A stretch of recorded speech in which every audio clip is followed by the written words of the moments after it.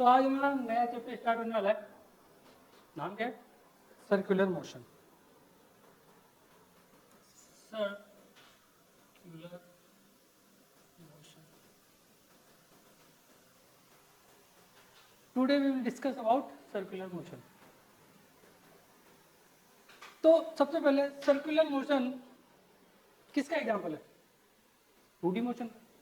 मैंने project start किया था उससे पहले बताया था कि सर्कुलर मोशन अपन अलग से एक चैप्टर है उसमें पढ़ते हैं। ठीक,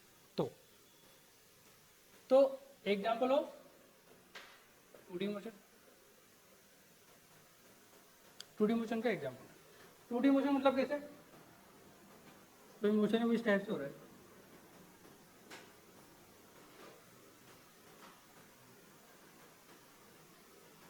मैंने बोल दिया किस समय इसकी वेलोसिटी इस डायरेक्शन में, टेंजेंशियल डायरेक्शन में, इस समय इसकी वेलोसिटी इस डायरेक्शन में, और इस समय इसकी वेलोसिटी इस डायरेक्शन में, उस समय इस डायरेक्शन में।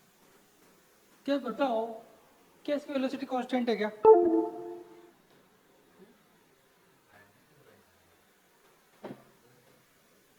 अब बताओ क्या इसकी वेलोसिटी कांस्टेंट है क्या? अगर मान लो मैं मैग्नीट्यूड कांस्टेंट है तो क्या अब इसकी वेलोसिटी कांस्टेंट है क्या? मैंने बोल दिया कि मैग्नीट्यूड कांस्टेंट है। अब बताओ क्या वेलोसिटी कांस्टेंट है क्या? है बेटा, है क्या? बताओ। नहीं, क्यों? डायरेक्शन तो चेंज होती है बेटा, कंटिन्यू। देखो ना, कभी यहाँ चले जाते हो, कभी यहाँ चले जाते हो, पता नहीं कहाँ चले जाते हो। ठीक, तो क्या कंटिन्यू डायरेक्शन चेंज हो रही है? तो इसकी वेलोसिटी कांस्टेंट नहीं है। लेकिन अगर मैं बोल दूं क्या स्पीड कांस्टेंट है क्या? क्योंकि magnitude of velocity is called speed, तो स्पीड तो क्या है? कांस्टेंट है फिलहाल के लिए। अगर स्पीड कांस्टेंट नहीं होती तो पता नहीं कहाँ जाके गिरता है ना? तो समझो, मैंने बोला ये अपना ओरिजिन ले लेते हैं ओ, इसको बोल दिया मैंने position vector, that is R vector. तो सर्कुलर मोशन क्या होता है? सर्कुलर मोशन क्या होता है बताओ? अगर फिक्स पॉइंट से एक पोजीशन वेक्टर बनाया और वो घुमा दिया अपन ने, तो क्या हर पॉइंट से इसकी वैल्यू डिस्टेंस सेम रहेगी क्या? इस पार्टिकल पार्टिकल बना लेते हैं, पार्टिकल बना लेते हैं। ये पार्टिकल इस पाथ पर घूम रहा है, कंटिन्यू कंटिन्यू घूमता घूमता घूमता घूमता यहाँ तक। तो पोजीशन भी क्या कांस्टेंट होनी चाहिए, फिक्स होनी चाहिए। फिक्स पॉइंट की पोजीशन क्या होगी? मतलब अगर मैं इसे बोल दूं फिक्स पॉइंट क्या होगा यहाँ पर? सेंटर किसका? इस मान लो सर्किल है तो सर्किल का फिक्स पॉइंट हो जाएगा। तो अपन लिखे हैं fix point equal to centre of circle. Distance क्या होगी फिर? फिक्स पॉइंट की पार्टिकल से रेडियस सर्किल, आर मतलब distance equal to radius of circle, radius of circle. ठीक है, तो अगर मैं बोल दूं ये जो पोजीशन है, मतलब जो रेडियस है, वो वेलोसिटी से क्या परपेंडिकुलर होगी क्या हमेशा? तो देखो क्या ये परपेंडिकुलर है? हाँ सर। जैसे यूँ मिला दूं, क्या ये परपेंडिकुलर है? हाँ सर। क्या ये परपेंडिकुलर? हाँ सर। तो जब ये परपेंडिकुलर है तो मैं इसे बोल सकता हूँ कि v dot R vector equal to 0। हमेशा परपेंडिकुलर है तो डॉट प्रोडक्ट 90/0 होता है। ठीक है, क्लियर? तो जो ये v वेक्टर है, क्या है v vector? Velocity, velocity of particle होगा। क्या होगा? पार्टिकल की वेलोसिटी होगी। और आर वेक्टर क्या है? रेडियस बोल दो या फिर पोजीशन वेक्टर बोल दो। पोजीशन वेक्टर, क्योंकि मैं ये है स्केलर प्रोडक्ट, लेकिन ये है तो दो वेक्टर का है तो स्केलर प्रोडक्ट है। चलो, तो इसको बोलेंगे पोजीशन वेक्टर ऑफ पार्टिकल। किसके रेस्पेक्ट में? विद रेस्पेक्ट टू, क्योंकि पोजीशन बताते हैं तो किसके रेस्पेक्ट में तो बताते हैं, तो सेंटर के रेस्पेक्ट में बता रहा हूं मैं, with respect to centre. Centre बोल दो या फिर ओरिजिन बोल दो। अगर मैं ओरिजिन ले लूँ उसको 0,0 ले लूँ, सेंटर तो ये भी 0 के रेस्पेक्ट में यहाँ पे पोजीशन दी है। ठीक है, तो लिखो सर्कुलर मोशन के बारे में इसकी डेफिनेशन लिखो, क्योंकि वो डिस्टेंस फिक्स होने की है जब भी चलेगा। लिखो if a particle moves in a plane, क्या मोशन प्लेन में होगा क्या? अभी तो 2D मोशन बोला। If a particle moves in a plane, if a particle moves in a plane such that, if a particle moves in a plane such that distance of particle from the given point, if a particle moves in a plane such that distance of particle from the given point remain constant, क्या ये हमेशा constant रहेगी? तो वो circular motion करेगा ना, motion. then the particle is said to be performing circular motion. Then given point, दोबारा बोल देता हूँ मैं ना, if a particle moves in a plane such that distance of particle from the given point remain constant, then the particle is said to be performing circular motion. क्योंकि अगर उसकी particle की ओरिजिन के रेस्पेक्ट में distance constant आ रही है तो इसका मतलब है कि वो सर्कुलर मोशन को परफॉर्म कर रहा है। कंटिन्यूसली अगर पार्टिकल मूव कर रहा है और किसी पॉइंट के रेस्पेक्ट में उसकी वैल्यू कांस्टेंट आ रही है, वैल्यू मतलब उसकी पोजीशन या फिर डिस्टेंस बोल दो, सेंटर से उसकी डिस्टेंस कांस्टेंट है, तो उसको मैं क्या बोलूंगा कि पार्टिकल क्या कर रहा है? सर्कुलर मोशन को परफॉर्म कर रहा है। पार्टिकल क्या कर रहा है? सर्कुलर मोशन को परफॉर्म कर रहा है। ठीक है, तो अब इसके लिए हमें थोड़ा बहुत एंगल के बारे में नॉलेज होनी चाहिए। सर एंगल के बारे में क्यों नॉलेज होनी चाहिए? मतलब अभी तो सर्कुलर मोशन काम आएगा। तो ये बना लिया क्या? लिखो जल्दी लिखो, कैसे काम चलेगा इतना स्लो स्लो? 2G की तरह काम कैसे कर रहा हो? 2G हो चुका है।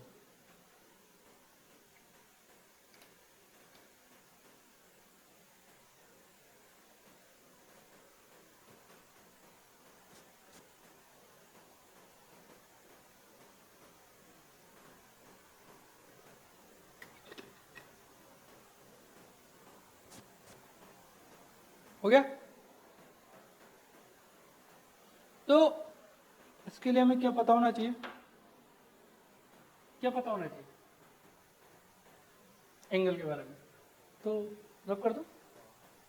तो एंगल के बारे में तो ऐसे पता है कि शायद आपको नहीं पता एंगल क्या होता है। अगर मैं पूछूं व्हाट इज एंगल, बोलो।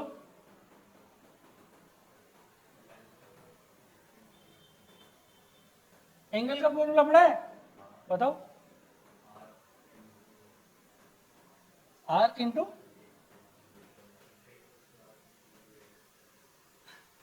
Theta equal to radius by L by R. L क्या है? अच्छा, आर को प्लेन। चलो ठीक है, वेरी गुड। देखो एंगल लिखो, एंगल थीटा।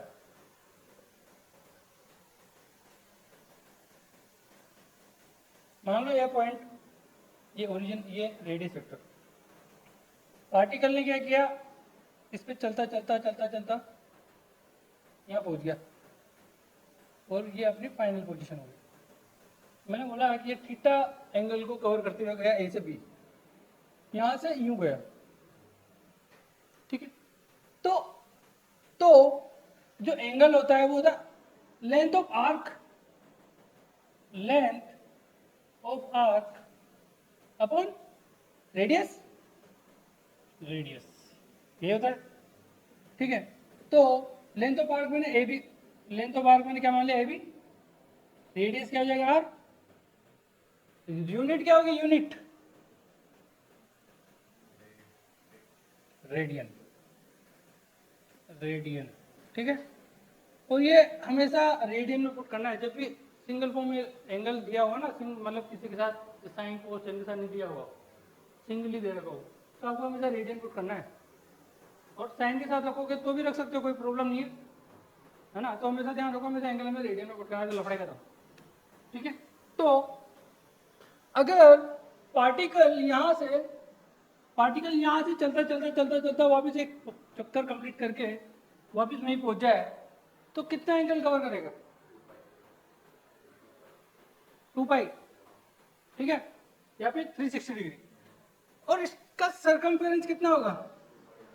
2 पाई यार, ठीक है। तो मैं ऐसे बोलूं, जो 2 पाई रेडियन है क्या वो 360 डिग्री के बराबर होगा क्या? है ना। डायमेंशन क्या होगी? किसकी किसकी डायमेंशन की बात कर रहा हूँ? किसकी बात कर रहा हूँ? एंगल की बात कर रहे हो। मतलब क्या होती है? थीटा की डायमेंशन क्या होगी? डायमेंशन नहीं होगी तो क्या डायमेंशन लेस होगी क्या? तो लिख लेना डायमेंशन लेस क्वांटिटी, लिख लेना डायमेंशन लेस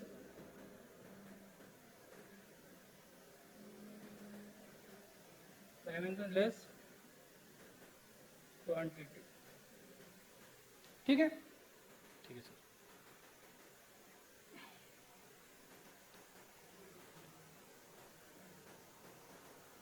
लिखो फटाफट।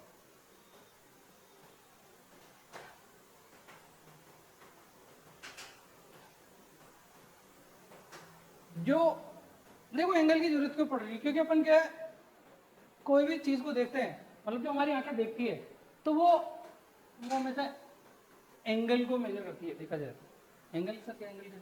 क्योंकि किसी कोई पार्टिकल है ना, किसी एंगल पर हमारी हमारी आंखों से कोई एंगल बनाता है तो अपन रेटिना पे पड़ता है, तो अपन उसी को देख पाते हैं, इसलिए हमारे यहाँ एंगल इंपॉर्टेंट हो जाता है। सर क्या बोला सर आपने? हमें कुछ समझ नहीं आया सर। चलो अभी समझाएंगे। इसको रब कर दे। चलो वेरी गुड सर। पता नहीं आप क्या बता जाते हो और हमें पता ही नहीं चल पाता, कैसे देश आगे बढ़ पाएगा सर। चलो ठीक है, आगे बढ़ा।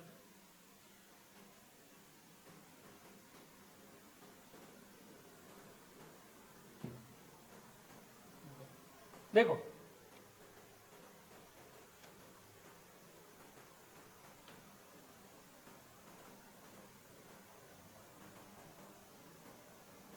एक लाइन की समझ आपने अभी पढ़ा, अब मैंने क्या किया,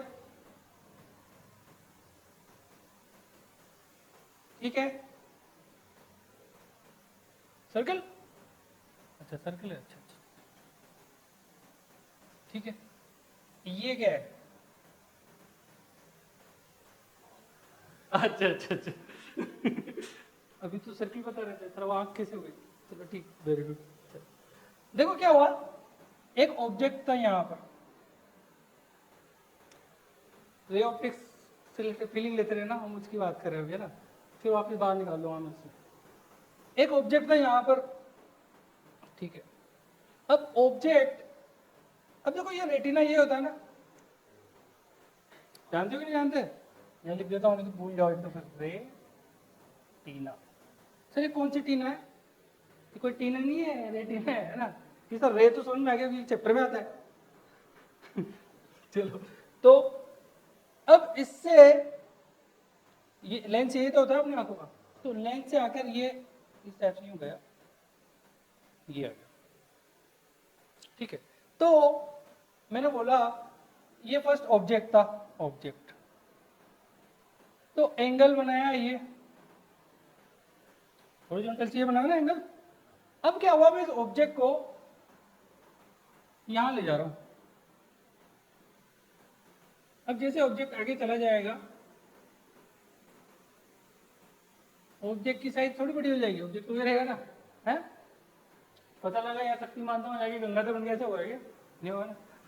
तो अगर मैं इससे भी इस एंगल को मेजर करूं, क्या एंगल ये हो जाएगा? ठीक है, मैंने बोला कि ये थीटा 1 एंगल बनाया, इसने थीटा 2 एंगल बनाया, ये ऑब्जेक्ट वही है, ठीक है। कोई भी चीज हमसे दूर चली जाती है तो छोटी हो जाती है कि बड़ी हो जाती है? बताओ। तो छोटी कैसे हो जाएगी? वो तो वही रहेगी ना, हमें दिखाई कैसी देती है? छोटी, है ना।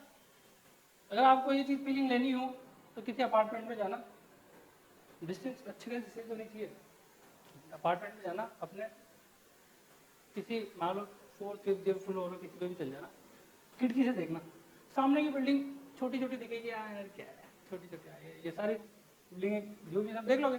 अब एक काम करना, फिर उस बिल्डिंग के पास जाना, फिर आपको क्या दिखेगा, उसको एक ही दिखेगा, अरे इसकी बॉडी पी जाएगी। ऐसा कुछ होता है कि देखा क्या? हाँ, ऐसे तो पता लगे आप बुर्ज खलीफा, अरे क्या है, बुर्ज खलीफा इतनी सी ऐसा, फिर वहां जाके देखना, है ना, फिर पता चलेगा। तो ये अपना एंगल देखो ना, जो एंगल पास था, जो एंगल ज्यादा था वो पास थी, जो एंगल कम है वो दूर है। तो अब जो दूर होगा, तो क्या यहाँ पर ऐसा दिख रहा है कि θ2 की वैल्यू θ1 से ज्यादा है? तो ये डिस्टेंस कितनी, मैंने बोल दिया लेट अस सपोज ये 5 मीटर डिस्टेंस है, और ये मैं इससे दूर लेगा कितना, 10 मीटर पर। तो जो ऑब्जेक्ट जितना दूर जाता जाएगा वो हमें छोटा दिखाई देता जाएगा, छोटा नहीं हो जाएगा, वो राजू काजू नहीं बन जाएगा। पता लगे यहाँ से तो राजू गया था, वो पूछा काजू इतना सा, है ना। तो वो ऑब्जेक्ट रहेगा उतना ही, लेकिन वो हमें छोटा दिखाई देगा। कभी फील किया है क्या ऐसा कभी कि किसी, जैसे कि मान लो क्या, जैसे दूर से आप किसी को देख रहे हो, इतने समय दिख रहा है, अब उसको पास जाके देखना, दिख जाता है इतने समय, कभी फील करना चीजें दिख जाती, चीजें सब कुछ आता है, पूरी कोचिंग इसमें आ गई सब, लेकिन कोचिंग के अंदर जाके इसको मुँह आके दिखाओ उसमें। तो ऐसा नहीं होता है ना। तो हमारी आँख क्या करती है, तो ये रेटिना पे तो बन रहा है एंगल, तो यहाँ पे एक स्टेटमेंट लिखता हूं मैं, देखो, our I major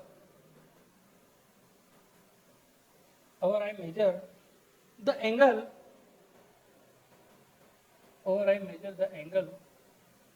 angle subtended by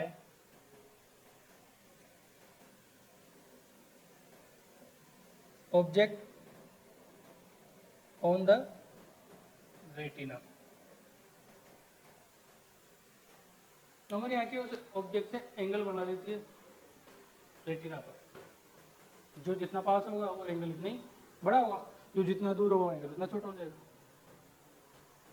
sir ये हमारे पता नहीं क्या पढ़ाने जाते हो आप, जो एंगल ज्यादा बनेगा वो उतना ही बड़ा दिखाई देगा, जो एंगल कम बनेगा वो इतना ही छोटा दिखाई देगा। दिख रहा है ना, θ2 ज्यादा है क्या, तो क्या ऑब्जेक्ट जो θ2 से बना हुआ है वो भी बड़ा है, दिख रहा है क्या? आंखों के पास ले जाके देख लेना, जैसे कि मान लो ये मार्कर है, अगर ये पास में होगा तो बड़ा दिखेगा, इसको वहां ले जाओ बिल्कुल कोने पे, बिल्कुल छोटा सा दिखेगा, अरे क्या है ये, कुछ ही नहीं, सब कुछ घूम आया, ठीक है। तो ये कुछ समझ में आ गया कि हमें एंगल की क्यों जरूरत पड़ती है, क्योंकि हमारी आंखें मेजर इसको करती है, क्योंकि एंगल देखते हैं कितना, जो ज्यादा एंगल बनाएगा वो ऑब्जेक्ट उतना बड़ा दिखेगा, जो ज्यादा छोटा एंगल बनाएगा उतना छोटा दिखाई देगा। मान लो इसको बिल्कुल इन्फिनिटी पे ले जाए तो दिखाई देगा क्या, तो वो फेल ना ले तो दिखेगा ही नहीं, दिखेगा, क्योंकि इन्फिनिटी पे हम ले जा नहीं सकते, होता ही नहीं है, तो कहाँ ले जाओगे, होता है क्या, होता है? इन्फिनिटी पे गए कभी पिकनिक बनाने गए इन्फिनिटी पे? जब बनाने पिकनिक बनाने चल जाओ तो देख लेना, तो रब कर ले। चलो, तो देखो अब हम आगे बढ़ते हैं। तो हमारी आंखें क्या करती है, एंगल को ही बताती है, एंगल से बता पाती है किसी ऑब्जेक्ट के बारे में कि बड़ा दिख रहा है कि छोटा दिख रहा है।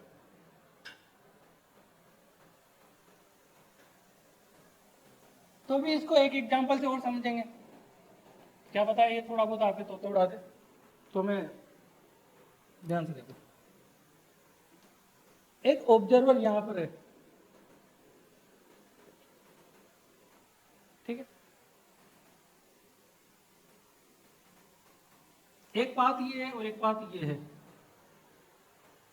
दोनों पैरेलल पाथ है, ठीक है। ऑब्जर्वर यहाँ देखा है, यहाँ पे खड़ा हुआ है, जैसे कि आप बैठ जाओ यहाँ आके, ऑब्जर्वर क्या होता है? जो ऑब्जर्व चीजों को देखता है, हाँ ऑब्जर्व करता है कि हाँ अच्छा अच्छा ये हो रहा है क्या, ये बताने के लिए। तो मैंने क्या किया, ये ए पॉइंट है और ये बी पॉइंट है, यहां से एक कार को उठाया कांस्टेंट स्पीड v से चलाया, यहां भी एक कार को उठाया ए पॉइंट से बी पॉइंट से, ये कांस्टेंट स्पीड v से चलाई चलाई। आई बात? तो अब क्या होगा, मैंने देखा कि ये यहां से कोई एंगल बनाएगी, ये इनिशियल पोजीशन है मतलब, ठीक है, ध्यान से देखिए ये और ये। अभी मैंने कार स्टार्ट की यहीं रख दो, ये मैंने देख लिया कि हाँ वो वहाँ है और ये यहाँ है, बस ये लाइन बनाई है मैंने, ठीक है। अब क्या हुआ, जब दोनों को साथ साथ चलाया, इसको भी चलाया इसको भी चलाया, इसको भी चलाया इसको भी चलाया, देखो दोनों एक दूसरे के रेस्पेक्ट में बिल्कुल पैरेलल चल रहे हैं, समझे बात? तो मैंने बोला कि ये कार जो ए कार है ना, कार ए, इसका नाम कार ए दे दो, इसका नाम कार भी दे दो। तो जो कार ए है वो यहाँ पहुंच गई और कार भी यहाँ पहुंच गई, ठीक है। मतलब जो ये कार ए है स्पीड तो सेम थी, और जो बी है स्पीड सेम थी, यहाँ पहुंच गई, ठीक है। तो अब मैंने देखा, इसका एंगल मेजर किया कि पहले यहाँ से इससे एंगल ये यहाँ से यहाँ बन गया ये यू, मतलब पहले इसने एंगल ये बनाया, इसने बोल दिया थीटा ए, और इसने बनाया ये हो गया थीटा बी। बताओ थीटा ए ज्यादा है कि थीटा बी? ए ज्यादा। पास ए कि बी है? तो दिख भी रहा है, जो एंगल ज्यादा वो हमारे पास होगी, जो एंगल कम वो हमसे दूर होगी, हो गया क्लियर? तो theta A is greater than theta B. लेकिन जो चीज पास होती है वो तुरंत निकल जाएगी, पता भी नहीं चलेगा, लेकिन जो दूर होगी वो थोड़ा धीरे निकलेगी, हाँ दिखेगी भी सही, कि दूर जा रही है, कि उसका एंगल ज्यादा। देखो देखो ध्यान समझो, पास है ना वो तुरंत बना के नहीं, देखो जो है दोनों सेम स्पीड से चल रहे हैं, लेकिन आपको इसमें तो बन रहा है एंगल ज्यादा और इसमें बना एंगल कम, बन रहा है ना। तो चल तो दोनों साथ में रही है, लेकिन जो ये वाला है जो एंगल कम बना रही है वो क्या दूर होगी क्या, और जो एंगल ज्यादा बना रही है वो क्या पास होगी क्या? बस अभी के लिए इतना ही समझो, ठीक है, नहीं तो फिर तोते उड़ जाए पता लगे।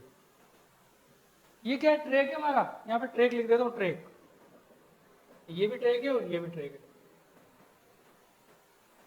ये कब की बात है, टी बराबर किसी जीरो की बात है, स्टार्ट किया था और ये किसी टी टाइम पे पहुंच गया यहाँ पे। तो इस टाइप से मैं सोच विचार करना, ऑब्जर्वर को वो बोल देना वहां पर,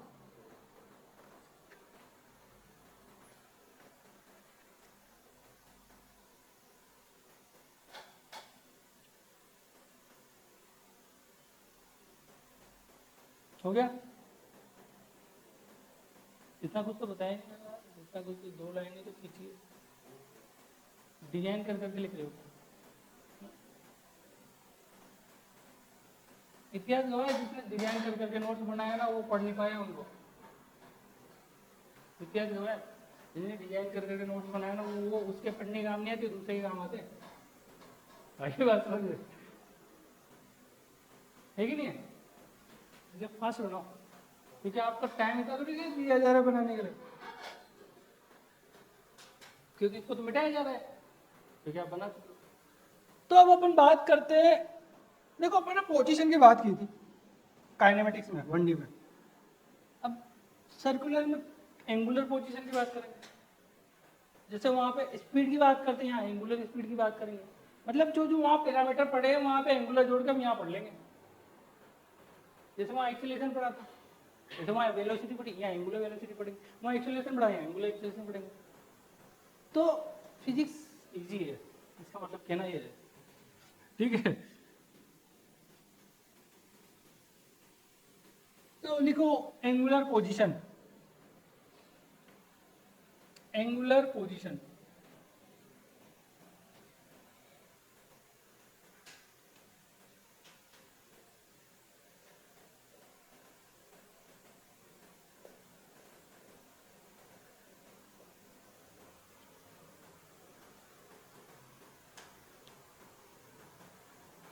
ठीक है, अब एंगुलर पोजीशन का मतलब क्या होता है? कोई पार्टिकल चल रहा है, देखो अपन 1D में क्या करते थे, पार्टिकल चल रहा है या तो सीधा जाएगा पीछे आएगा। तो सिमिलरली अगर कोई पार्टिकल चलेगा तो ये भी तो बताएंगे कि क्लॉकवाइज चलेगा कि एंटी क्लॉकवाइज चलेगा। आ रही बात समझ? तो देखो ये ठीक है, अब जब भी अपन पोजीशन को बताते थे तो क्या रेफरेंस के बारे में हमें पहले से डिनोट करना पड़ता था क्या? तो क्या यहाँ पर भी हम अगर मैं एंगुलर पोजीशन को बताऊंगा तो क्या एक रेफरेंस लेना पड़ेगा? तो मैंने क्या किया, एक लाइन ले ली, जैसे ये मान लो ये हॉरिजॉन्टल है, ये सेंटर है, तो इस लाइन को मैंने क्या बोल दिया, रेफरेंस लाइन।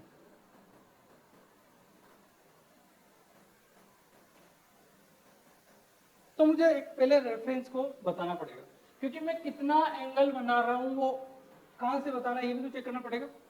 हो सकता है मैं रेफरेंस यूँ ले लूँ, कहीं भी ले लो, कोई फर्क नहीं पड़ता, लेकिन ये बनाना अपने लिए ईजी हो जाता है, क्योंकि हम हॉरिजॉन्टल से डायरेक्ट बता सकते हैं कि ये 30 है, 60 है, 90 है, 120, 180 ऐसे बता सकते हैं ना, इसलिए। ठीक है, तो इस टाइप से हमें सोच विचार करना। तो देखो पार्टिकल क्या हुआ, यहां से यहां पहुंच गया, ठीक है। तो पार्टिकल जब यहां से यहां पहुंच गया, अगर ये पोजीशन वेक्टर है तो पोजीशन वेक्टर तो सेम रहेगा, तो इसने बनाया कितना, थीटा एंगल। तो ये थीटा इसकी एंगुलर पोजीशन को शो करेगा। अब ये क्लॉकवाइज सेंस है कि एंटी क्लॉकवाइज सेंस है? Anti clockwise sense. अब मान लो ये तो क्या है, पार्टिकल यूं जा रहा है इस डायरेक्शन में, ये यूं। अगर मैं आपसे पूछूं पार्टिकल यहां से चला और यहां पहुंच गया इसके अपोजिट पॉइंट पर, जिसको मैंने ए नाम दे दिया, तो अब मैं पूछूं कि जो ए की पोजीशन है वो थीटा कितना होगा? यहां से यहां पहुंच गया ना, तो थीटा ए को 180 डिग्री बोल दूं क्या मैं? क्लॉकवाइज सेंस या anti clockwise sense? Anti clockwise sense, ध्यान से रखना, एंटी क्लॉकवाइज सेंस ये भी बताना जरूरी है, पोजीशन वेक्टर है ना। तो अगर मान लो यही पार्टिकल यहां से यूं होते हुए बी पॉइंट पे पहुंच जाए, ठीक है, और मैंने बोला कि इसने यहां से ये 60 डिग्री एंगल कवर किया। अब क्या बताऊंगा, थीटा बी की पोजीशन क्या बताऊंगा मैं?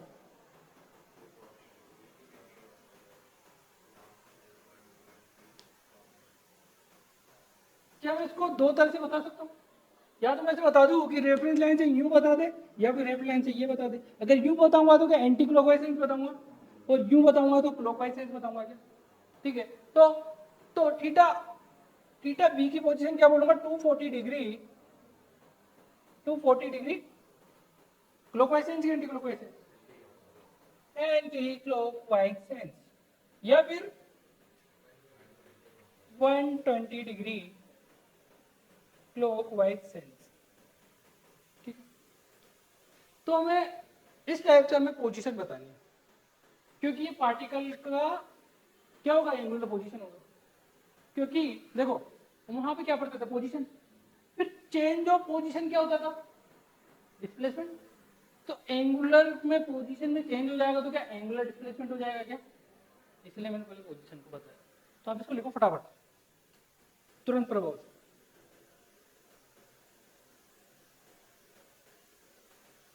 तो इसमें एक लाइन लिख सकते हो आप, अगर लिखना चाहो तो। अगर नहीं लिखना चाहो तो कोई बात नहीं, आपको समझ में, आपको सब आता ही सही, तो समझ में आ जाता है आपको, बिना लिखे भी समझ में आ जाता है आपको। आपको तो बस देखना है, जैसे पढ़ने की क्या जरूरत है, देखते काम हो जाता है, हो जाता है ना। हाँ सर, बहुत स्पीडली पढ़ते हैं हम तो। जब आप शुरू शुरू में पैरामेडिक्स पढ़े तो आपको ऐसा लगा था कि अपन यहाँ तक पहुँच पाएंगे। मैंने कहा था ना, मैं बेसिक पे थोड़ा ज़्यादा टाइम दे देता हूँ, क्योंकि आपको ये फील होगा कि यार हर जगह काम आ रहा है। जब हर जगह काम आ रहा है तो फिर ढंग से करो, ये तो क्या सब हो जाता है इजी अब तो। ठीक है,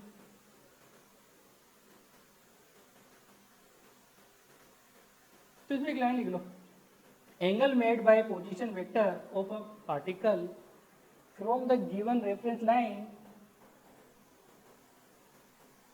angle made by position vector of a particle from the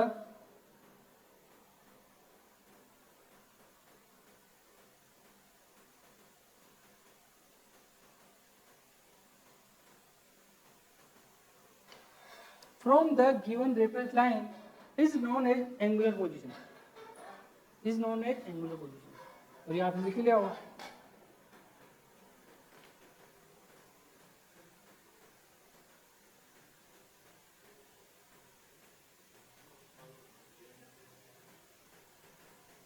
Is known as angular position. Is known as angular position. तो ये तो पर्टिकुलर पोजीशन हो गई. अब लिखो angular displacement. Angular displacement. Angular displacement इसकी बात करते हैं. ठीक है, तो इसमें लिखो, लिख लो इसमें.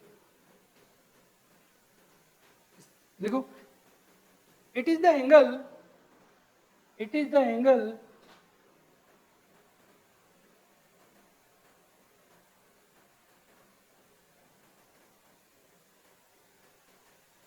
angle rotated by the particle from the given reference line.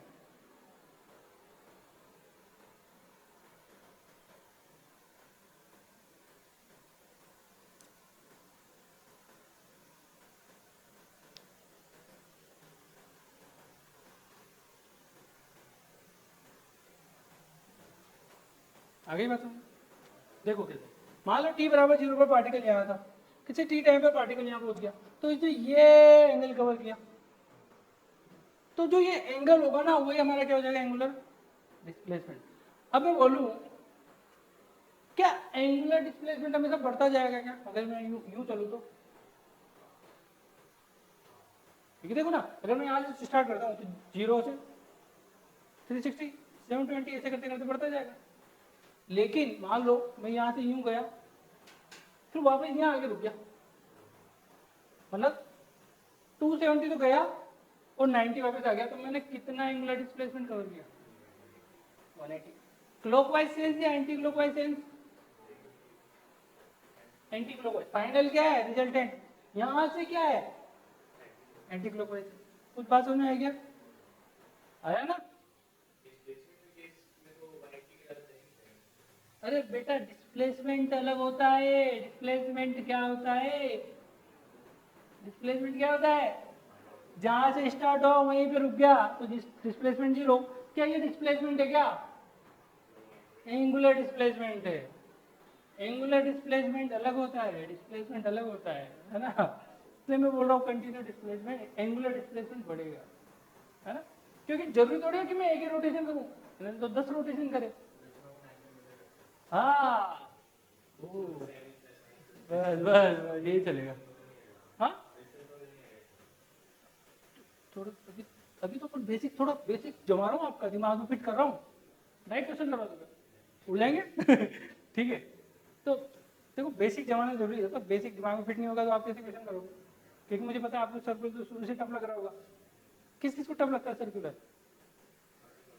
पढ़ाई नहीं. अच्छा अच्छा, ये भी अच्छा ऑप्शन. तो टेंशन मतलब सर्कुलर क्या कुछ भी नहीं. तो देखो ये डिपेंड करता है कि जो सेंस ऑफ रोटेशन है वो कांस्टेंट होना चाहिए, तब कंटिन्यू बढ़ेगा. मान लो सेंस ऑफ रोटेशन कांस्टेंट है तो कंटिन्यू डिस्प्लेसमेंट, एंगुलर डिस्प्लेसमेंट बढ़ता जाएगा. एंगुलर डिस्प्लेसमेंट की बात कर रहा हूं मैं, मन में डिस्प्लेसमेंट मत ले आना. अगर मान लो गलती से मैं सेंस ऑफ रोटेशन चेंज कर दिया, मान लो यहाँ से शुरू किया ये तो anti clockwise sense of rotation था, अगर मैं यूं चलूं तो भी क्या, अगर यूं ही चलता रहूं क्लॉकवाइज तो भी बढ़ेगा क्या? लेकिन थोड़ा सा ही चल के वापस आ जाए. पहले जहां तक है, फिर वो रिजल्टेंट ले लेंगे हम, डिस्प्लेसमेंट में जैसे लेते थे वैसे ही चलेंगे. ठीक है, तो ये लिख दिया. तो आप एक लाइन लिख सकते हो अगर लिखना चाहो तो. लिखो if sense of rotation remain same, if sense of rotation remain same then angular displacement always increases. जैसे कि मैं आपको एग्जांपल देता हूं.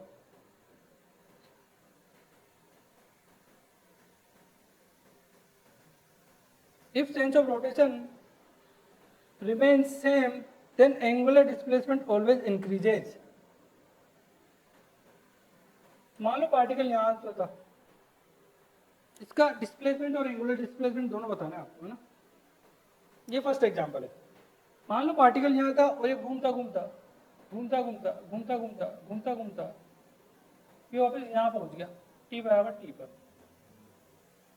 तो अब आपको बताना है, मतलब ये यूं घूमते हुए यहाँ पहुंचा, ठीक है। अब आपको बताना है कि यहाँ पे डिस्प्लेसमेंट क्या होगा और एंगुलर डिस्प्लेसमेंट क्या होगा।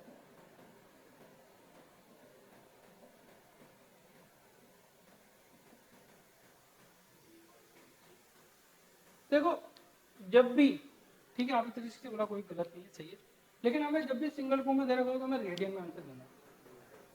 2 पाई, अरे वाह वेरी गुड।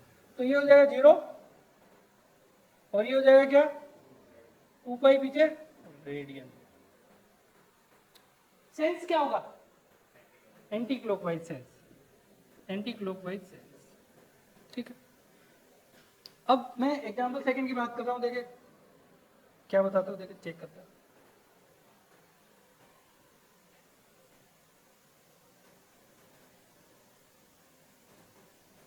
ठीक है, मैंने क्या किया, टी बराबर 0 पे यहां से चलना शुरू किया, चलने दो, चल रहे हैं, देख लो चल रहे हैं अपन, है ना। पता लगे फिर आप पीछे रह जाओ, ऐसे चल रहे हैं अपन, है ना, चलते चलते चलते चलते चलते, ठीक। मैं यहां से यहां तक, मतलब यहां पहुंच गया, कितना पहुंचा, T1 टाइम पर यहां पहुंच गया। फिर ये तो मेरी ऐसी पोजीशन थी, फिर मैं क्या किया, वापस यहां पहुंच गया, ठीक है। ये मैंने बोल दिया किसी T2 टाइम की बात कर रहा हूं, ठीक है। तो चलो थोड़ा और आगे बढ़ाते हैं,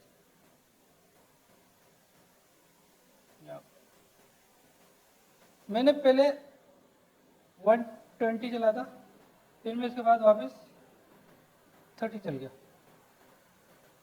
अरे बात समझे। पहले तो मैं यहाँ से 120 डिग्री चला, फिर 30 चल गया। तो अब मैं पूछता हूँ कि मेरा, देखो सबसे मेन चीज, मैं एंगुलर जो पार्टिकल की बात कर रहा हूँ, मैं पार्टिकल, मान लो ये ए पोजीशन, ये बी पोजीशन, ये सी पोजीशन। देखो ये नीचे है ना, मैं दिखाने के लिए बनाया, लेकिन है इसी पाथ पर। तो पार्टिकल ए से बी के पास गया, बी से सी के पास गया, तो मुझे बताओ एंगुलर डिस्प्लेसमेंट और डिस्प्लेसमेंट तो आप बता सकते हो क्या। रहने दो डिस्प्लेसमेंट, अभी रहने दो, हाँ √2 डायरेक्ट मिला दिया, चलो आर आर √2 आर, क्या बात। तो अब इसमें चलो डिस्प्लेसमेंट और एंगुलर डिस्प्लेसमेंट दोनों बता दो क्या है।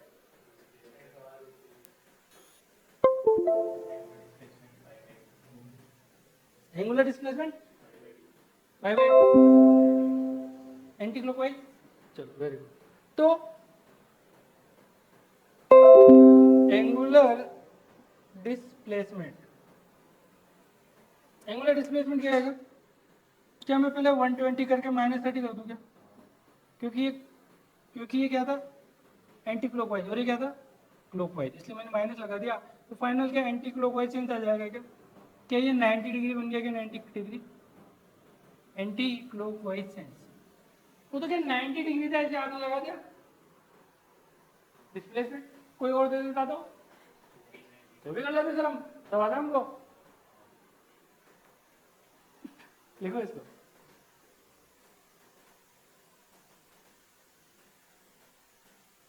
मतलब पार्टिकल का एंगुलर डिस्प्लेसमेंट हमेशा बढ़ेगा जब वो एक ही सेंस में रोटेट करेगा, सेम सेंस में रोटेट करेगा, अदरवाइज दिख सकता है।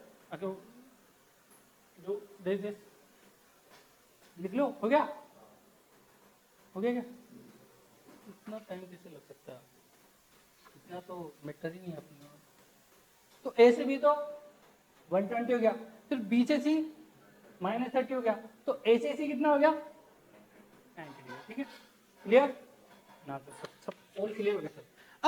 अब इनकी डायरेक्शन क्या होती है, डायरेक्शन कैसे बताएंगे, सर ये बता दो एंटी क्लॉकवाइज की क्या डायरेक्शन होती है क्या, उल्टा उल्टा घूम घूम के जाएगा क्या। तो देखो सर, हमने 1D में तो डायरेक्शन पढ़ा है कि आई केप जे केप के केप ऐसे पढ़ा, वो तो क्या इंसान के अपनी सुविधा के अनुसार, सुविधा जैसे सुविधा देता है ना, उस हिसाब से आई के देखे बोल देता है। नहीं तो आप बार बोल देते हैं एक पार्टिकल जा रहा है along the x axis, along the Y axis, along the Z axis. इंसान बहुत आलसी है, इसलिए आई के बोल दिया, जे के बोल दिया, के बोल दिया। कहाँ कहाँ से बार बार along the x axis, along the Y axis लिख के पागल हो जाएंगे। तो इसी प्रकार इनकी भी डायरेक्शन बताने के लिए कुछ जुगाड़ किया गया, क्योंकि हो सकता है आविष्कार की करनी होती है देखा जाए तो देखा जाता है कि यार ये तो हमेशा तो क्लॉकवाइज घूमेगा, एंटी क्लॉकवाइज घूमेगा। तो तो इसकी डायरेक्शन बताएगी by right hand thumb rule. Particle की पहले पोजीशन देख लो और लास्ट देख लो। राइट हैंड से यूज लेना, लेफ्ट हैंड है तो उसके वहीं पे तुरंत चटाक पड़ जाएगी। गलती से भी लेफ्ट हैंड यूज मत करना, स्पेशल वार्निंग, ठीक है। तो डायरेक्शन ऑफ एंगुलर डिस्प्लेसमेंट कैसे बताएंगे, राइट हैंड थंब रूल से। मान लो ये यूं, पहले ये यूं आया, ये यूं आया तो बाहर की तरफ क्या होता है के, और यहां से क्या ये यहां से यूं जा रहा है क्या, तो इतने में तो माइनस के हो रहा है और इतने से यहाँ से के हो रहा है। तो ओवरऑल यहाँ पहुंचने के बाद क्या के भी आएगा, ठीक है। तो हम इसको क्या ये हमेशा के होगा, के भी माइनस के में आएगी क्या डायरेक्शन, नॉट पॉसिबल, जरूरी नहीं है, डिपेंड करता है प्लेन के ऊपर। मान लो ये एक्स वाई प्लेन है तो के पे माइनस के पे आएगा। मान लो वाई जेड प्लेन हो जाए तो आई के पे माइनस आई के। मान लो एक्स जेड की प्लेन आ जाए तो जे के पे माइनस जे के। तो ये डिपेंड करता है प्लेन के ऊपर, है ना। लेकिन अगर कोई एक प्लेन फिक्स हो गया तो क्या डायरेक्शन फिक्स हो जाएगी, या तो आई के पे माइनस आई के। क्या बिल्कुल ये मतलब बिल्कुल क्या काइनेमेटिक्स 1D की तरह नहीं लग रहा कि एक ही डायरेक्शन आ रही है, या तो आगे या पीछे, है ना। तो ये इसका एनालॉगस होता है 1D का, ठीक है। तो आप इसके डायरेक्शन कैसे लिखोगे, मान लो, है ना, देखो ध्यान से सुनो। अब क्लॉकवाइज एंटी क्लॉकवाइज लिखने का सबसे बेस्ट तरीका है, ध्यान से देखो। अगर एंटी क्लॉकवाइज सेंस होगा, एंटी क्लॉकवाइज सेंस होगा ना, तो मैं इसको डॉट से बताऊंगा कि क्रॉस से बताऊंगा, डॉट से। कैसे, देखो ध्यान देखो, याद भी करवाने का तरीका बताऊंगा। तो एंटी क्लॉकवाइज चलता हूं, ये सामने से क्या दिखेगा, वो फ्रंट से दिखेंगे तो पॉइंट दिखेगा, याद है क्या। तो क्लॉकवाइज सेंस होगा तो क्रॉस, ये तो हमें पहले से ही थोड़ा थोड़ा गलती से आता है, थोड़ा थोड़ा गलती से आता है। तो ये इनसाइड होगा कि आउटसाइड होगा, तो यहाँ पे लिख लेना। आओ पहले तो लिखो, वहां लिखो राइट हैंड थंब रूल, ऐसे लिखो direction of angular displacement measured by right hand thumb rule, ऐसे लिख लो। Direction of angular displacement, direction of angular displacement measure by right hand thumb rule. अब राइट हैंड थंब रूल तो आपको आता है कि लिखाऊं,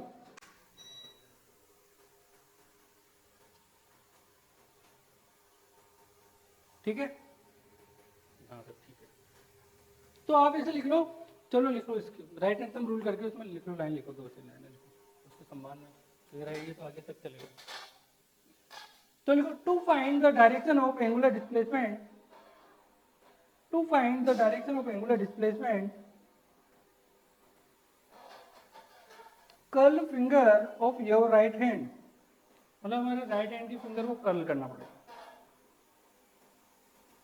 along the sense, मतलब जिस सेंस में हम उसको घुमा रहे हैं उसके along हमें उसको रोटेट करना पड़ेगा along the sense. Then direction of thumb will give direction of angular displacement. Curl the finger of your right hand, curl the finger of your right hand along the sense,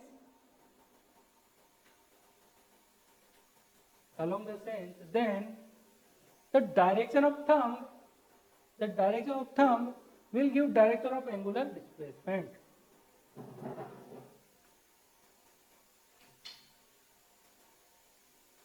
तो इसमें एक line और लिख सकते हो star लगा के, क्या लिखोगे, पहले ये लिख लो आप अगर लिखना चाहो तो। Anti clockwise sense co dot बोलूंगा, ब्रैकेट में लेना, यहाँ पे लिख लो, मैं लिख देता हूँ, मैं लिखो outside the plane, outside the plane, और यहाँ लिख लेना इनसाइड द प्लेन, या outside the plane, inside the plane. तो एक लाइन लिख लो जो मैंने बताई थी वो एनालोगस वाली, ठीक है। तो लिखो circular motion is analogous to the 1D motion of kinematics. Circular motion is analogous to the 1D motion of kinematics because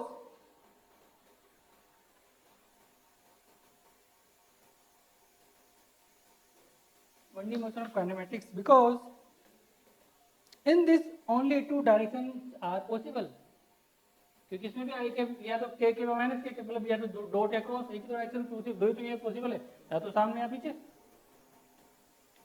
because in this only two directions are possible, क्योंकि इसमें कितनी डायरेक्शन पॉसिबल है, दो।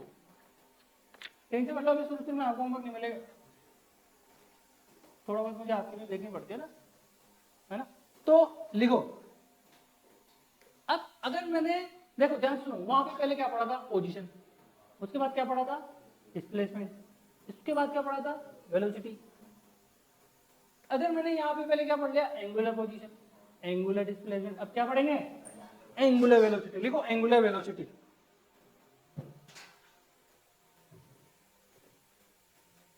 लिखो angular velocity.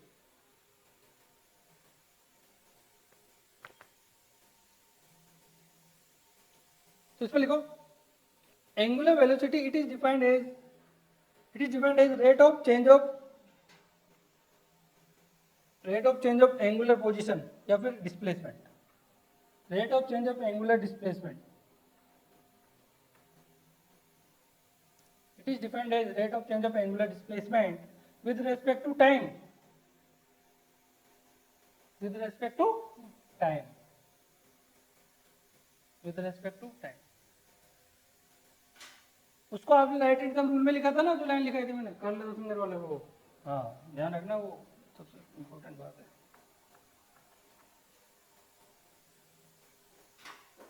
तो angular velocity को किससे show किया जाता है, ओमेगा से, एंगुलर वेलोसिटी ओमेगा। अब देखो वहां पे हमें कितनी टाइप की वेलोसिटी पड़ी थी, एक तो एवरेज और एक इंस्टेंटेनियस, तो यहां पर भी पढ़ेंगे हम, ठीक है। तो वहां पर डिस्प्लेसमेंट अपॉन टाइम होता था, rate of change of displacement with respect to time, तो वही है rate of change of angular displacement with respect to time. तो सबसे पहले ध्यान सुनो, मैं ओमेगा की बात करूं,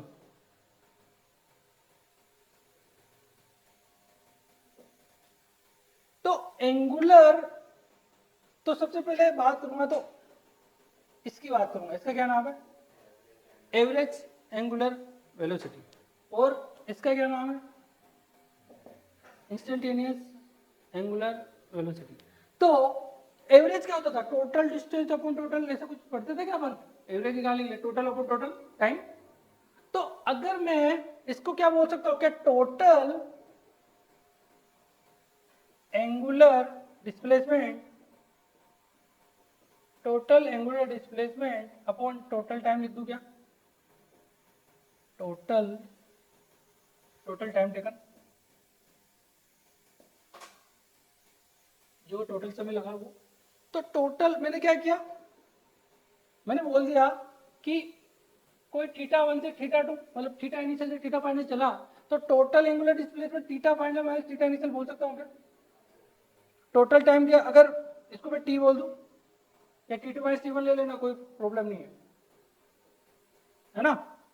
तो ये होगा अपना एवरेज एंगुलर वेलोसिटी, और इंस्टेंटेनियस एंगुलर वेलोसिटी क्या होगी, क्या D theta upon D T हो जाएगा क्या, क्योंकि वो डेल्टा थीटा था, अगर आप चाहो तो उसको ऐसे लिख सकते हो, delta theta upon delta T, और ये डेल्टा थीटा था। तो अब पता है डेल्टा टी अगर बहुत शॉर्ट हो तो हम इसको D theta upon D T बोल देते थे, तो ये हो जाएगा क्या, इंस्टेंटेनियस एंगुलर वेलोसिटी, इसको क्या बोल दूंगा, इंस्टेंटेनियस एंगुलर वेलोसिटी। अब बताओ इसकी यूनिट क्या होनी चाहिए, व्हाट इज द यूनिट, ऐसा यूनिट क्या आएगी, रेडियन पर सेकंड। किसी को कोई प्रॉब्लम? चलो फिर जब रेडियन पर सेकंड बताया जाए तो उसकी डायमेंशन भी बता दो। Time inverse. अच्छा अच्छा, डायमेंशन मतलब टाइम इनवर्स या फिर T inverse, T-1 M0 L0 T-1 पे मिल सकता है। तो घबराना नहीं है कि यार वहाँ तो ऐसा था, हमारे यहाँ ऐसे हो गया, पता नहीं सब गलत पढ़ाने लग गया, पता नहीं ऐसे कैसे दे सके, ऐसा तो कुछ नहीं बात। तो अब आरपीएम की बात कर लेते हैं। इसकी एक और यूनिट होती है आरपीएम, आरपीएस नाम सुना है क्या? रिवॉल्यूशन पर मिनट, रिवॉल्यूशन पर सेकंड। तो उसकी भी बात करते, इसको आप कर दे, आगे कर दो, क्योंकि इसकी अनदर यूनिट भी है। क्योंकि जरूरत थोड़ी हम इधर रेडियन में बात करें, वो तो राउंड में बात कर सकता है कि कितने चक्कर कट रहे हैं। ये एक मिनट में इतने राउंड हो रहा है, 10 मिनट में कितने राउंड हो रहे हैं। जैसे कि आप पढ़ाई करते हो, 1 मिनट में कितने राउंड कर लेते हो पढ़ाई के, 10 मिनट में कितने राउंड कर लेते हो पढ़ाई के, तो वो भी इस पर भी डिपेंड करता है ना। हाँ सर, सही बात है। तो आरपीएम लिखो, आरपीएम। आरपीएम का मतलब क्या था? रिवॉल्यूशन, रिवॉल्यूशन पर मिनट, रिवॉल्यूशन पर मिनट। तो अगर अगर कोई पार्टिकल है, वो जहां से स्टार्ट होता है वो घूम के उसी पोजीशन पे पहुंच जाए, तो उसने कितने राउंड कवर किए? एक। तो 1 आरपीएम का मतलब क्या होता है? राउंड पर मिनट। तो उसने कितना रेडियन एंगल कवर किया? 2 पाई। कितने टाइम में किया? 60 सेकेंड। तभी तो पर मिनट है। पर मिनट मतलब एक मिनट, 1 मिनट में कितने सेकंड होते हैं? 60 सेकंड। ठीक है, तो इसको बोल सकता हूँ रेडियन पर सेकंड। ठीक है, तो 1 आरपीएम की वैल्यू किसके बराबर होती है? पाई बाय 30 रेडियन पर सेकंड। एक वर्ड और होता है आरपीएस भी होता है, अदर यूनिट। आरपीएस भी होता है, आरपीएस का नाम सुना है क्या? 1 आरपीएस मतलब रिवॉल्यूशन, रिवॉल्यूशन, रिवॉल्यूशन पर सेकंड, रिवॉल्यूशन पर सेकंड। मतलब मैं 1 आरपीएस की बात करूं तो इस बार 60 का डिवाइड नहीं करना, ठीक है, 2 पाई रेडियन पर सेकंड हो जाएगा। इसको लिख लो फटाफट।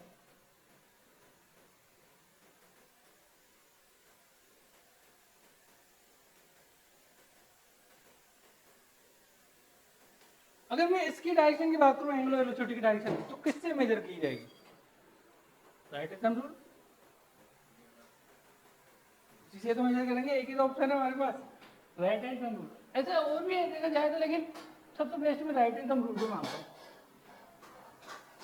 इन दोनों में तो बहुत कुछ है। अपने हथियार को मजबूर कर लो। हाँ ठीक है, राइट हैंड से ओनली। तो आप चाहो तो ऐसे लिख सकते हो अगले लाइन में, direction of angular velocity, direction of angular velocity is determined by right hand thumb rule.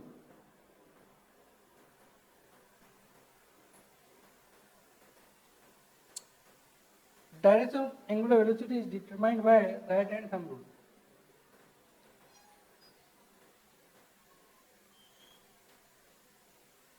आगे बात सुनिए। जैसे कि मान लो मैं इसका पूछता हूँ, पार्टिकल था वो यूं यूं चल रहा है, यूं, ये कोई भी वेलोसिटी मान लो, ये यूं चल रहा है, तो इसकी एंगुलर वेलोसिटी की डायरेक्शन क्या आएगी? मैंने ये कहाँ बोला कि एक वेव प्लेन है, एज्यूम कर लिया। तो इसको डॉट्स में रिप्रेजेंट करूंगा कि क्रॉस में? क्रॉस। हाँ, अब मान सकते हो 100 बस, है ना? पता नहीं किसी देश आगे। तो direction of angular velocity determined by right hand thumb rule. किसी को कोई प्रॉब्लम? तो एक क्वेश्चन की बात कर लेते हैं, जब इतना कर लिया तो क्वेश्चन कर ही लेते हैं, ठीक है। तो लिखो एक question, a particle A particle completes 5 revolutions in 30 seconds. लिखो लिखो, आराम लिखा ना, आराम आराम आराम है, पता है ना, आराम, जल्दी मत करो, इतना जल्दी थक जाओगे तो रेस में कैसे दौड़ोगे। आप कभी सोच लो कि मैं पढ़ रहा हूँ, यहाँ आज सो लेते थोड़ी देर, ये सोचो ना पढ़ते पढ़ते यहाँ सो लेते थोड़ी देर, तो आप, इसका मतलब है आप रुके हो, दुनिया थोड़ी रुकी है, दुनिया थोड़ी रुकी है। तो पढ़ रहा होगा, नहीं जरूरी थोड़ी मैं सो रहा हूँ, वो भी पढ़ रहा हूँ, ये सोच के पढ़ा करो, कभी तो सोएगा तो उस टाइम पढ़ लेंगे। वो सोता है रात को 2 बजे से सुबह 5 बजे तक, क्या पढ़ लोगे पेपर।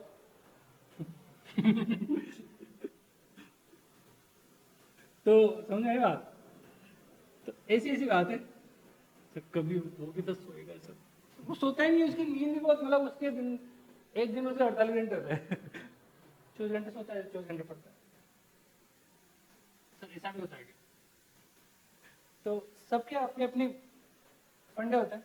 तो a particle completes 5 revolutions in 30 second with constant angular velocity, with constant angular velocity, find omega. इस टाइप से मूव कर रहा है पार्टिकल, यहाँ बता देता हूँ मैं, ये एक्स वाई प्लेन है, वो इस टाइप से मूव कर रहा है,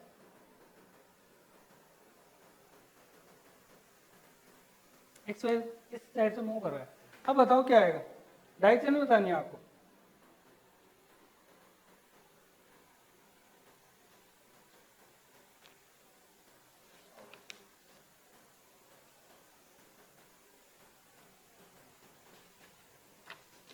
नहीं आया, सर बता दो, सर बता दो, देखो ओमेगा इक्वल टू, देखो मैंने बोला पार्टिकल 5 रिवॉल्यूशन कवर करता है 30 सेकेंड में, ठीक है, एक रिवॉल्यूशन में कितना लग रहा था, 2π/30, तो 5 रिवॉल्यूशन में इतना लगेगा क्या, डायरेक्शन के पाएगी कि माइनस के पाएगी, इसके हिसाब से ये चल रहा है बाहर की तरफ, ठीक है, तो ये आएगा,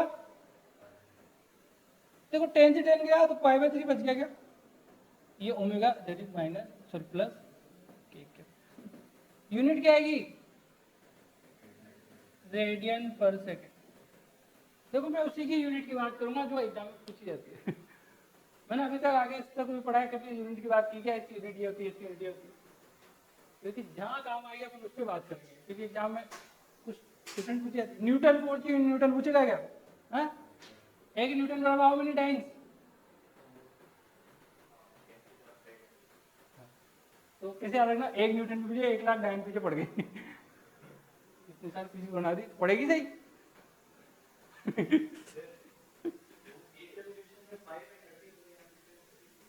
ओ मैं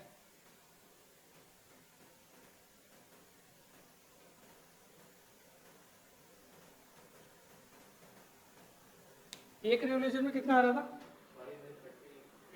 मैंने क्वेश्चन में दिया है, अरे मैंने क्वेश्चन में क्या दिया है, ये पढ़ो ना आप तो।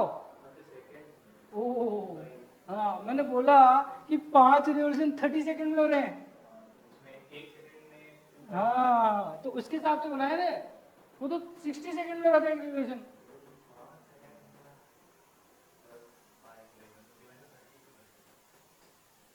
नहीं आया समझ में, क्या प्रॉब्लम आ रही है, मतलब इतना क्यों ज्यादा दिमाग में, वैसे ही थोड़ा, वैसे अपनी कटोरी छोटी है उसको भी फुल भर लेते हो, बताओ। एक्स्ट्रा डाउट यूज करके, तो ये आ जाएगा प्लस के। अब देखो नेक्स्ट, अब एंगुलर वेलोसिटी हो गई, तो इसके बाद क्या पढ़ेंगे, एंगुलर एक्सेलरेशन। इसको रब कर दूं, ये बना लिया था ना, देखो अगर आपको इससे कंपैरिजन करना है ना तो ऐसे भी कर सकते हो, वहां उधर क्या पढ़ते थे, अगर वेलोसिटी कांस्टेंट होती है, वेलोसिटी कांस्टेंट होती थी तो क्या displacement equal to v into t होता था क्या, चलो अगर ओमेगा कांस्टेंट होगा तो क्या थीटा की वैल्यू ओमेगा टी के बराबर नहीं हो जाएगी क्या, ये हो गया, अब लगा लो आप, ठीक है, अब तो निकाल सकते हो, इसको रब कर दो, हाँ सब कर दो सब। तो लिखो एंगुलर एक्सेलरेशन, ब्रैकेट में लिख लेना अल्फा,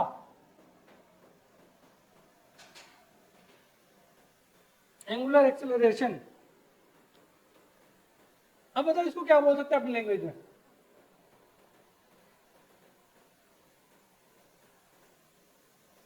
एंगुलर एक्सेलरेशन को अपनी लैंग्वेज में क्या बोल सकते हैं? जैसे एक्सेलरेशन क्या होता था? Rate of change of velocity with respect to time. ऐसे ही rate of change of angular, सब कुछ आता है आपको पहले से, ठीक है? कोई टॉप का सब्जेक्ट थोड़ी, टॉप वाला विषय थोड़ी है वो, सबसे सबसे सस्ता सब्जेक्ट मान लो आजकल, मतलब इजी, सस्ता मतलब इजी, बोलो सर विषय तो 20 तो बहुत ज्यादा है, इजी है ना। तो अब एंगुलर एक्सेलरेशन भी दो टाइप के होंगे, एक तो एवरेज और एक इंस्टेंटेनियस। तो एवरेज की बात करूं तो क्या होगा? Change in angular velocity upon time. तो चेंज इन एंगुलर वेलोसिटी क्या होगा? Omega final minus omega initial होगा क्या? टाइम मैंने बोल दिया डेल्टा टी लग रहा है, तो इसको क्या एवरेज बोल दूंगा क्या? Average angular acceleration. अगर मैं इंस्टेंटेनियस की बात करूं तो अल्फा इक्वल टू क्या? D omega upon D T हो जाएगा क्या? तो इसको क्या बोल दूंगा? इंस्टेंटेनियस।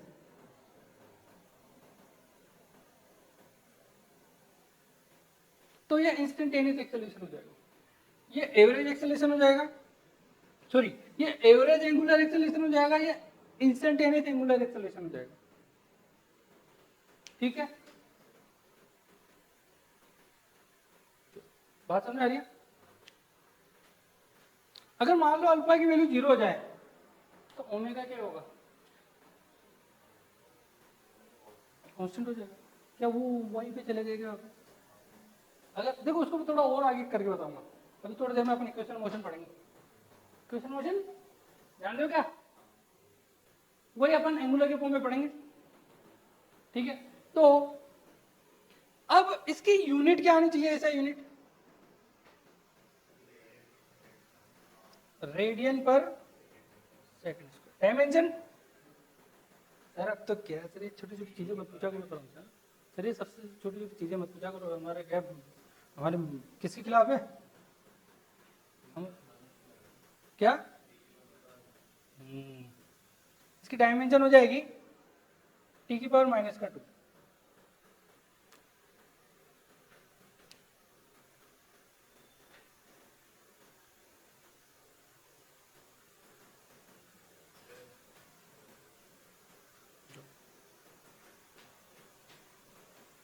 इसको रब कर दे,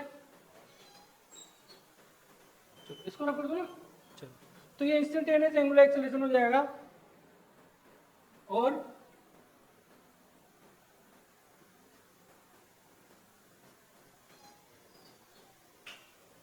अगर मान लो इफ, नोट करके लिखना इसको ना, if alpha equal to 0, alpha 0 है, then omega will constant, then omega equal to omega क्या हो जाएगा? क्या एक्सेलरेशन की डायरेक्शन होती थी, तो क्या एंगुलर एक्सेलरेशन की भी डायरेक्शन होगी? आंसर होगी, क्या बात है? तो इसकी डायरेक्शन को कैसे डिसाइड की जाती है? देखो इसको सर फील करा मैं आपको, ध्यान सुनना। स्पीडिंग अप स्पीडिंग डाउन के बारे में पढ़ा है? अगर स्पीडिंग अप कब होती थी? जब उसी डायरेक्शन में एक्सेलरेशन, उसी डायरेक्शन में स्पीड हो। स्पीडिंग डाउन कब होती थी? जब स्पीड इधर हो और एक्सेलरेशन इधर हो, तभी स्पीड डाउन होती थी। तो स्पीडिंग अप स्पीडिंग डाउन से ध्यान रखना। अगर ओमेगा बढ़ रहा है तो एक्सेलरेशन, एंगुलर एक्सेलरेशन किस डायरेक्शन में? सेम डायरेक्शन में। अगर ओमेगा डिक्रीज हो रहा है तो एक्सेलरेशन अपोजिट डायरेक्शन। बात समझ आ गई? डायरेक्शन को कैसे डिसाइड किया जाता है? चलो, तो मैं आपको बता देता हूं, लिख लो direction, direction of alpha, direction of alpha ऐसे बता देता हूँ डायरेक्ट। स्टेटमेंट के फॉर्म में बताऊं कि ऐसे बता दूं डायरेक्ट? स्टेटमेंट लिखूं? अच्छा अच्छा अच्छा अच्छा, देखो मान लो ओमेगा की डायरेक्शन इसके अकॉर्डिंग के कैप होगी कि नहीं होगी? अगर मैं एक्स वाई की बात करूं, के। अब मैंने बोला जो अपना ओमेगा है ना, जो ओमेगा है वो बढ़ रहा है, तो अल्फा की डायरेक्शन क्या हुई, सेम डायरेक्शन होगी तभी तो बढ़ेगा। या फिर अपन उल्टा भी बोल सकते हैं, क्या बोल सकते हैं, मान लो मैंने ओमेगा की डायरेक्शन के कैप दे दी, अल्फा की भी डायरेक्शन के कैप दे दी, तो इसमें अप या स्प्लिटिंग डाउन, तभी तो सेम है तभी तो अप होगा। या फिर उल्टा बोल दूं,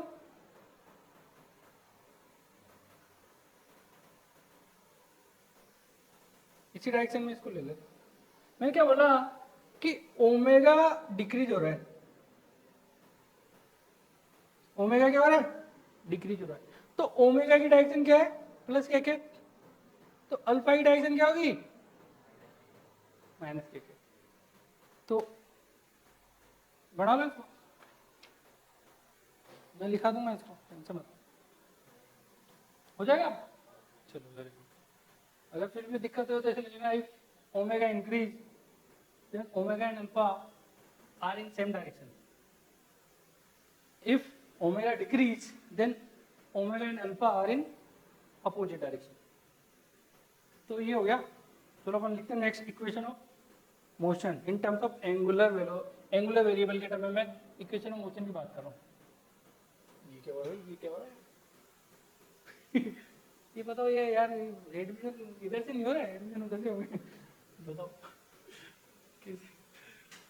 बताओ उसको वहां से कहां से जगह मिल गई उसको,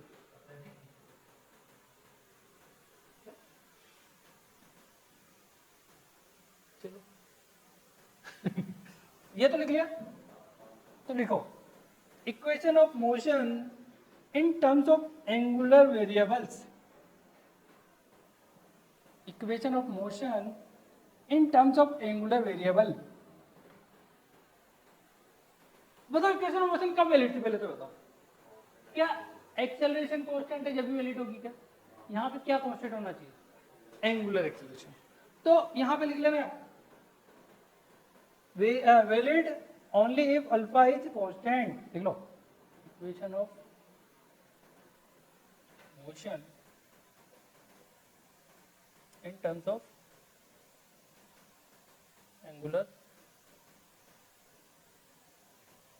variable। ये कब वैलिड है, valid only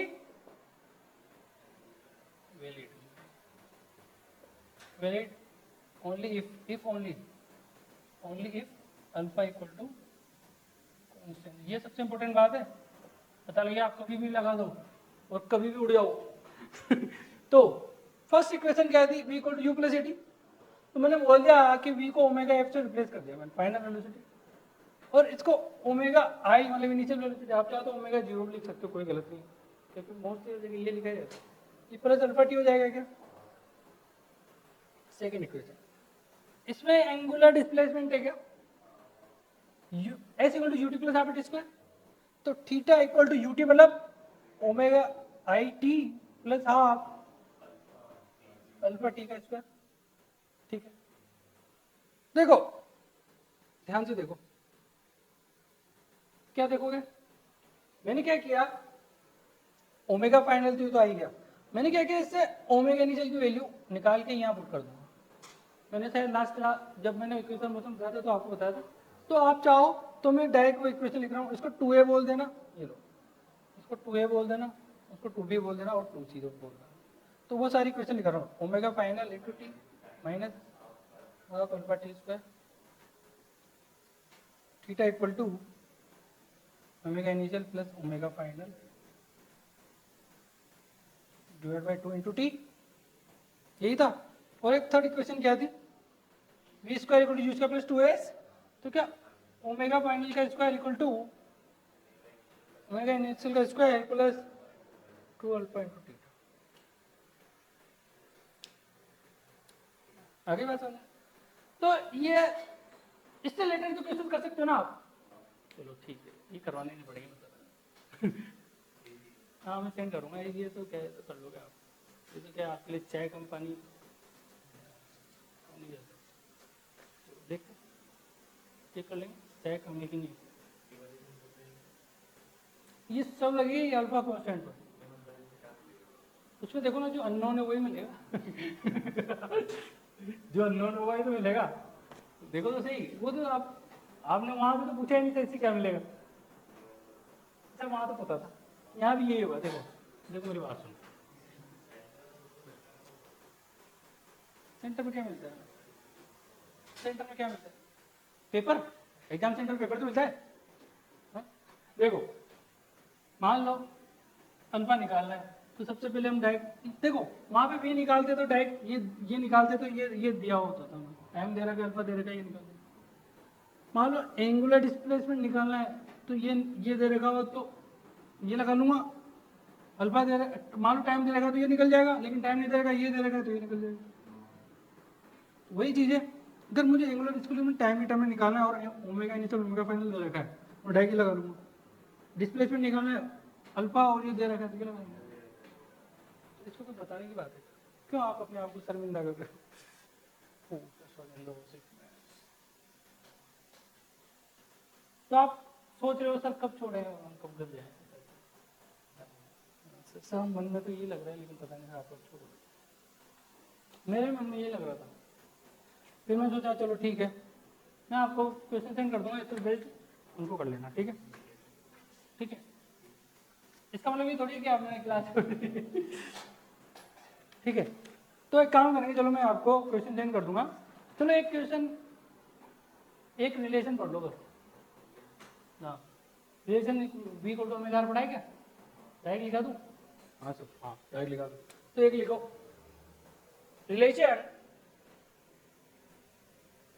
relation between linear speed and angular speed. Linear speed और एंगुलर स्पीड में रिलेशन क्या होगा ये बताना।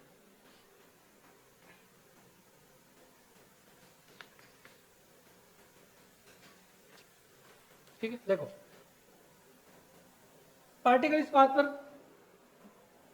सर्कुलर मोशन कर रहा है, चलो करने का अच्छी बात है। ये पोजीशन वेक्टर, कोई पार्टिकल है इस पी पॉइंट पर है, ठीक है? तो इसने यहां से ये यहां पहुंच गया, ठीक है? थीटा को एंगल कवर करते हुए यहां पहुंच गया, पर इसकी जो एंगुलर वेलोसिटी वो ओमेगा है, ठीक है?